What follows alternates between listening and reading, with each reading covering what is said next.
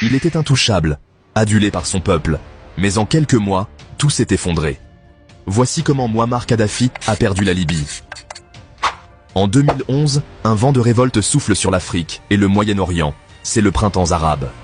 De la Tunisie à l'Égypte, des régimes en place depuis des décennies s'effondrent sous la pression populaire. Très vite, la contestation gagne la Libye. En février, des manifestations éclatent contre le régime de Kadhafi. Ce qui commence comme de simples protestations tourne rapidement à la rébellion armée. Des soldats, et même des proches du régime, trahissent le guide et passent du côté des insurgés.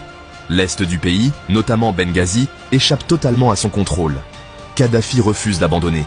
Depuis son bunker à Tripoli, il reste silencieux, puis finit par intervenir. Ses discours sont virulents. Il qualifie les rebelles de rats, de traîtres, de terroristes, et promet de verser leur sang.